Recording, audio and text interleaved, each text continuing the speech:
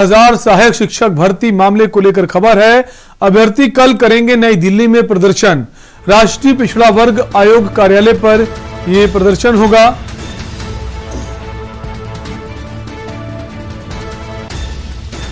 18,000 सीटों पर आरक्षण घोटाले का यह आरोप है।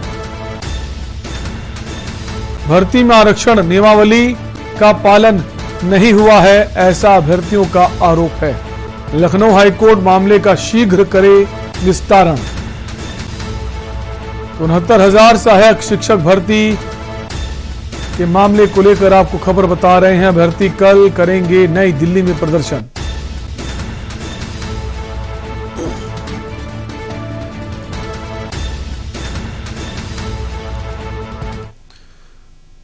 खबर देहरादून से है, जहां उत्तराखंड में चल रहे अवैध खनन को लेकर आम आदमी पार्टी ने सरकार पर निशाना साधा है। आप प्रदेश प्रवक्ता नवीन प्रशाली ने प्रेस कॉन्फ्रेंस कर कहा कि उत्तराखंड में लगातार अवैध खनन चल रहा है, जिसको लेकर आम आदमी पार्टी लगातार सरकार को चेताने का काम कर रही है, लेकिन उसके बाद भी सरकार की तरफ से कोई कार्रवाई नहीं की गई। वन मंत्री जी का अपना विधानसभा क्षेत्र है, जो कोटद्वार वन विभाग से निकलने वाली नदियों में खनन हो रहा है, जो अपने आप में एक गंभीर आरोप है कि वन मंत्री होते हुए उन वन विभागों से जहां उनकी खुद की विधानसभा है वहां देखिए पूरे। आज की प्रेस वार्ता का जो विषय था वो ये था कि सरकार के वन मंत्री जिनके विधानसभा क्षेत्र में खनन हो रहा है, उनको अब पता चल रहा है जब चुनाव नजदीक हैं कि उन नदियों में खनन हो रहा है। वो मान रहे हैं कि कोटद्वार वन प्रभाग की 2 नदियों में खनन हो रहा है और मेरी छवि खराब हो रही है। तो एक दुर्भाग्य है। उत्तराखंड की सरकार चाहे भाजपा की हो चाहे कांग्रेस की हो, हमेशा खनन प्रेमी रही है और इनकी पॉलिटिक्स खनन के इर्द गिर्द ही रही है। तो ऐसे में अब लास्ट में मंत्री जी को अपनी छवि याद आ रही है, जबकि जनता अपनी छवि, इनकी छवि सबसे पहले मन में बना चुकी है। 2022 का इंतजार कर रही है भारतीय जनता पार्टी और कांग्रेस को साफ करने के लिए। और इसी बीच आपको सीधे देहरादून ले चलेंगे, जहां मुख्यमंत्री पुष्कर सिंह धामी क्या कुछ कह रहे हैं, आपको सुनाते हैं। उन्होंने हमारे कार्यक्रम बनाए हुए हैं, जिसमें हम फौज के परिवारों से मिलने का, सैनिकों से, पूर्व सैनिकों से, सबसे मिलने के कार्यक्रम तय किए हुए। नियति को कुछ और मंजूर था, वो हमारे बीच में नहीं है और हमारा हमेशा, आज वो हमारे बीच में नहीं भी है, लेकिन वो हमेशा हमारे दिलों में जिंदा रहेंगे। लेकिन दूसरी तरफ कुछ पार्टियां जो जब वो जिंदा थे तो उनके बारे में कहते थे कि जनरल रावत ये गली के गुंडे हैं, अपमान करते थे सेना का, जनरल रावत का। और आज जब चुनाव नजदीक आ गया है, जो उन्होंने हमेशा देश के साथ किया, वही आज भी उत्तराखंड के अंदर कर रहे हैं। आज अपना कार्यक्रम कर रहे हैं तो जनरल रावत का बड़ा फोटो लगा रहे हैं। जिंदा रहते भी उन्होंने कभी सम्मान नहीं किया। ये उनकी सोच है। तो सैनिकों का हमेशा अपमान करते रहे, वो भी आज सेना के बारे में कर रहे हैं। दूसरी तरफ मोदी जी के देश के प्रधानमंत्री बनने के बाद जिस प्रकार से आज हमारे धार्मिक संस्थान हो, धार्मिक स्थान हो, हमारी संस्कृति हो, उसका उत्थान हुआ है। और देश डेली में वक्त एक ब्रेक का है, फौरन लौटेंगे।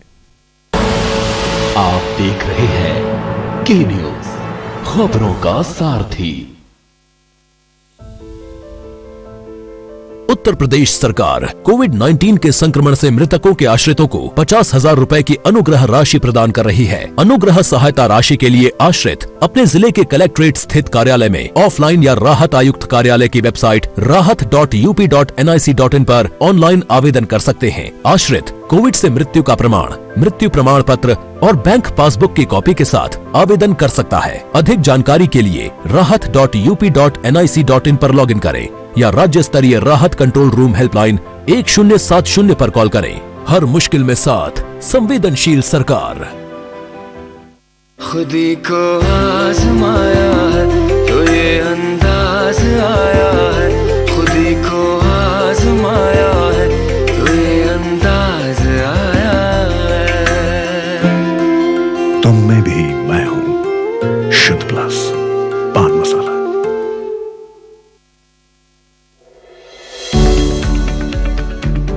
ਸਾਰੇ ਪਿੰਡੂ ਜਲ ਸਪਲਾਈ ਵਰਕਰਸ ਨੂੰ 1 ਅਕਤੂਬਰ ਤੋਂ ਮਿਲੇਗੀ ਮੁਫਤ ਬਿਜਲੀ। ਪਿੰਡੂ ਜਲ ਸਪਲਾਈ ਸਕੀਮਾਂ ਅਧੀਨ ਰਹਿੰਦੇ 1168 ਕਰੋੜ ਰੁਪਏ ਦੇ ਬਿੱਲਾਂ ਦੇ ਬਕਾਏ ਦਾ ਨਿਪਟਾਰਾ। ਹਰ ਇੱਕ ਘਰ ਲਈ ਦਰਾਂ ਪ੍ਰਤੀ ਮਹੀਨਾ 166 ਰੁਪਏ ਤੋਂ ਘਟਾ ਕੇ 50 ਰੁਪਏ ਕੀਤੇ ਗਏ। ਤਕਰੀਬਨ 25 ਲੱਖ ਪਰਿਵਾਰਾਂ ਨੂੰ ਪਾਣੀ ਅਤੇ ਸੀਵਰੇਜ ਦੇ ਬਿੱਲਾਂ ਦੀ ਅਦਾਇਗੀ ਤੋਂ ਮਿਲੇਗੀ ਛੂਟ। ਘਰੇਲੂ ਕਨੈਕਸ਼ਨਾਂ ਲਈ ਜਲ ਸਪਲਾਈ ਅਤੇ ਸੀਵਰੇਜ ਦਰਾਂ ਦਾ 700 ਕਰੋੜ ਰੁਪਏ ਦਾ ਬਕਾਇਆ ਕੀਤਾ ਮਾਫ। ਸ਼ਹਿਰੀ ਜਲ ਸਪਲਾਈ ਕਨੈਕਸ਼ਨਾਂ ਲਈ ਮਹੀਨਾਵਾਰ ਜਲ ਸਰਵਿਸ ਚਾਰजेस 250 ਰੁਪਏ ਤੋਂ 50 ਰੁਪਏ ਕੀਤੇ। ਪੌਦਾ ਖੇਤਰਾਂ ਵਿੱਚ ਜਲ ਸਪਲਾਈ ਕਨੈਕਸ਼ਨਾਂ ਲਈ ਜਲ ਸੇਵਾ ਖਰਚੇ ਘਟਾ ਕੇ 50 ਰੁਪਏ ਕੀਤੇ। ਸ਼ਹਿਰੀ ਖੇਤਰਾਂ ਲਈ ਜਲ ਸਪਲਾਈ ਕਨੈਕਸ਼ਨਾਂ ਦੇ ਭਵਿੱਖ ਦੇ ਬਿਜਲੀ ਦੇ ਬਿੱਲ ਸਰਕਾਰ ਦੁਆਰਾ ਅਦਾ ਕੀਤੇ ਜਾਣਗੇ। 166 ਰੁਪਏ ਪਿੰਡਾਂ ਦਾ ਬਿੱਲ ਆ ਰਿਹਾ ਸੀ ਹਰ ਘਰ ਦਾ। ਐਸੀ ਉਹਨੂੰ ਘਟਾ ਕੇ, ਕਿਉਂਕਿ ਹੁਣ ਅਸੀਂ ਪੈਸੇ ਸਰਕਾਰ ਨੇ ਦੇਣੇ ਹੈ ਬਿਜਲੀ ਦੀ ਬਿੱਲ ਦੇ, ਇਸ ਕਰਕੇ ਪੰਚਾਇਤ ਪਰ ਲੋਡ ਘਟ ਜਾਣਾ ਹੈ। ਇਸ ਕਰਕੇ ਅਸੀਂ ਲੋਕਾਂ ਦਾ ਵੀ ਗੁਰਾਹੀ ਘੱਟ ਕਰਨੀ ਅੱਗੇ ਨੂੰ। 166 ਰੁਪਏ ਦੀ ਜਗ੍ਹਾ 50 ਰੁਪਏ ਬਿੱਲ ਆਏ ਕਰੇਗਾ ਸਾਰਿਆਂ ਦਾ। ਅੱਗੇ ਨੂੰ 50 ਆਉਣ ਲੱਗ ਗਿਆ। ਜੇ ਕਿਸੇ ਨੇ ਚੈੱਕ ਕਰਨਾ, ਦੂਸਰੀ ਪਾਰਟੀ ਵਾਲੇ ਨੇ ਪਿੰਡਾਂ ਜਾ ਕੇ ਚੈੱਕ ਕਰ ਲਵੇ। घर घर दे विच इक्को ही गल, सरकार कर रही मसले हल। आप देख रहे हैं के न्यूज, खबरों का सारथी। ब्रेक के बाद आपका स्वागत है। इसी बीच दिल्ली से बड़ी खबर आ रही है। पूर्व बीजेपी विधायक कुलदीप सिंह सेंगर से जुड़ी ये बड़ी खबर है। कोर्ट ने कुलदीप सिंह सेंगर को बरी किया है। पूर्व विधायक कुलदीप सिंह सेंगर निर्दोष साबित हुए हैं। इस वक्त की बड़ी खबर आपको बता रहे हैं। एक्सीडेंट मामले में कोर्ट ने बरी किया है। जिला पंचायत सदस्य अरुण सिंह के प्रयास जो थे वो रंग लाए हैं। न्यायालय ने डिस्चार्ज एप्लीकेशन का संज्ञान लिया। कोर्ट ने कुछ को छोड़कर सभी को मामले में बरी किया है। नवीन सिंह, हरिपाल सिंह, विनोद पर आरोप तय हुए हैं। वहीं कुलदीप सेंगर पर यह आरोप नहीं है। 120 बी और 506 के अंतर्गत आरोप तय हुए हैं, जबकि चालक पर एक्सीडेंट की धाराओं में आरोप तय हुए हैं। इसी खबर पर दिल्ली से हमारे रेजिडेंट एडिटर अमित दुबे जुड़ गए हैं। अमित, जो आरोप हैं एक्सीडेंट के, उनसे इनको बरी कर दिया गया है, लेकिन जो पॉक्सो एक्ट के तहत इन पर कार्रवाई हुई थी, उसको लेकर क्या अपडेट है आपके पास? देखिए, पॉक्सो एक्ट की बात करें, रेप मामले में कुलदीप सिंह सेंगर को सजा हुई थी और जिसमें वो जेल में है। हालांकि ये मामला जो है ये 2019 का मामला है, जब उसी रेप पीड़िता को सड़क हादसे में मारने की बात कही गई थी और इसका आरोप जो है वो कुलदीप सिंह सेंगर समेत अन्य लोगों पे लगा था। और पूरे मामले की जांच जो है वो सीबीआई कर रही थी। दिल्ली के रावसबरी कोर्ट में पूरा मामला चल रहा था और आज कोर्ट ने इस पर सुनवाई करी और कोर्ट ने साफ किया कि जो भी कोर्ट ने अब तक देखा है, तमाम जो सबूत देखे, उसमें कुलदीप सिंह सेंगर की भूमिका कहीं पे भी नजर नहीं आती है। तो प्रथम दृष्टया अगर कुलदीप सिंह सेंगर की बात की जाए तो उनकी भूमिका नजर नहीं आती और उन्हें इस केस से बरी किया जाता। हालांकि बाकी जो आरोपी हैं उन्हें गैर इरादतन हत्या यानी जो एक्सीडेंट का मामला है उसके तहत बाकायदा उन पे कार्रवाई होगी। लेकिन कुलदीप सिंह सेंगर का जो मामला, खासतौर कुलदीप सिंह सेंगर का जो नाम था, वो आज इस लिस्ट से बाहर हो गया और कोर्ट ने उन्हें बरी कर दिया है। अमित, ये माने कि वो जो पूरा केस है उससे ये बरी हो गए हैं?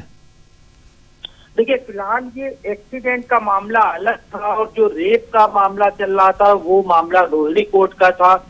रोहिणी कोर्ट का मामला था, उसमें कुलदीप सिंह सेंगर को सजा हुई थी जिसके तहत वे जेल में है। और ये मामला उस मामले से जुड़ा हुआ जरूर था, लेकिन उस मामले से हटके था कि जिसमें कहा गया था कि रेप पीड़िता को विधायक कुलदीप सिंह सेंगर के द्वारा षड्यंत्र के तहत उसे मारने की कोशिश की जा रही है, मारने की कोशिश की गई, जिससे कि जो रेप का मामला खासतौर रोहिणी कोर्ट में चल रहा है था उसे नरम किया जा सके, उसमें सबूत ना जुट सके। तो इस तरह के आरोप लगे थे। उस मामले से फिलहाल कुलदीप सिंह सेंगर को बरी किया है। बिल्कुल, एक्सीडेंट मामले से उनको बरी किया गया है। बहुत बहुत शुक्रिया अमित तमाम जानकारी के लिए। तो बड़ी खबर इस वक्त आपको बता रहे हैं, बीजेपी के पूर्व विधायक कुलदीप सिंह सेंगर एक्सीडेंट का जो मामला था उससे वो बरी किए गए हैं।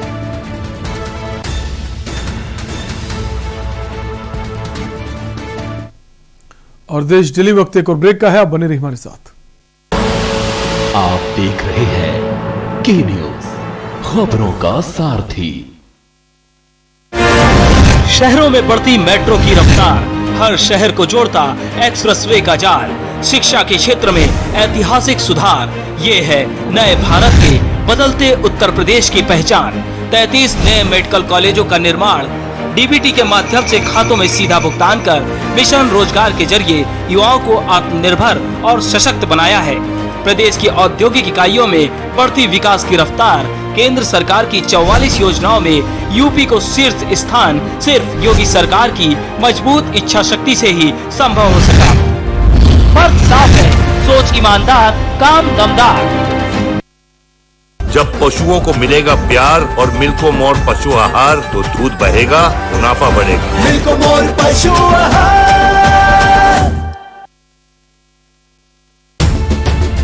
उत्तराखंड में सुगम हुई दुर्गम राहें, बेहतर कनेक्टिविटी ने बढ़ाई उत्तराखंड के विकास की रफ्तार। इससे लगातार बढ़ती पर्यटकों की संख्या से राज्य के पर्यटन उद्योग को भी मिल रही है मजबूती और होम स्टे बन रहे हैं पर्यटकों के ठहरने के पसंदीदा पड़ाव। अब उत्तराखंड में होम स्टे लगभग हर गांव में उसकी बात पहुंच चुकी है। मुझे उत्तराखंड के लोगों से बात करने का मौका मिला था, जो बहुत सफलता के साथ होम स्टे चला रहे हैं, और मुझे विश्वास है उत्तराखंड होम स्टे बनाने में, सुविधाओं के विस्तार में पूरे देश को एक नई दिशा दिखा सकता है। उत्तराखंड सरकार प्रधानमंत्री श्री नरेंद्र मोदी के विजन को साकार करते हुए राज्य में होम स्टे योजना को प्रोत्साहन दे रही है। पंडित दीनदयाल उपाध्याय होम स्टे योजना के संचालकों को भवन निर्माण के लिए उपलब्ध करा रही है आर्थिक सहायता, जिसमें पर्वतीय क्षेत्रों के लिए कुल लागत का 33% व मैदान के लिए 25% दिया जा रहा है अनुदान। पहाड़ की खुशनुमा आबो हवा के बीच बने होम स्टे में जैविक उत्पादों से बने स्वादिष्ट व्यंजन पर्यटकों को खूब भा रहे हैं। इससे ग्रामीणों को घर पर ही रोजगार मिलने से आर्थिकी भी हो रही है मजबूत। नए विजन और नए सृजन के साथ आगे बढ़ रही है उत्तराखंड सरकार। आप देख रहे हैं के न्यूज, खबरों का सारथी।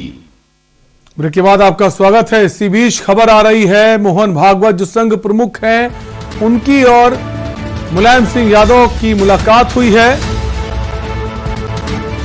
दिल्ली में ये शिष्टाचार भेंट की गई है।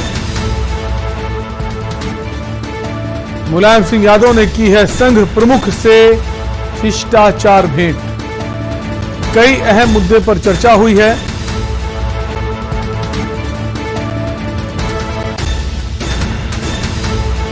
मोहन भागवत से मिले हैं मुलायम सिंह यादव और इसे शिष्टाचार भेंट बताया जा रहा है। मुलायम सिंह यादव ने संघ प्रमुख मोहन भागवत से मुलाकात की है। ये तस्वीरें आप देख सकते हैं, दोनों ही एक ही सोफे पर बैठे हुए नजर आ रहे हैं।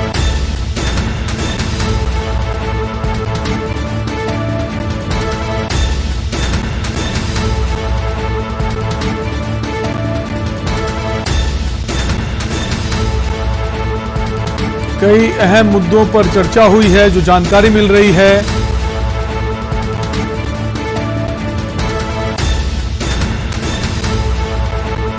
ये तस्वीरें हैं, आप देख सकते हैं, संघ प्रमुख मोहन भागवत और मुलायम सिंह यादव एक ही सोफे पर बैठे दिखाई दे रहे हैं। मुलायम सिंह यादव की तरफ से ये कहा गया है कि ये एक शिष्टाचार भेंट है। दिल्ली से इस वक्त की बड़ी खबर आपको बता रहे हैं, संघ प्रमुख से मुलाकात की है मुलायम सिंह यादव ने।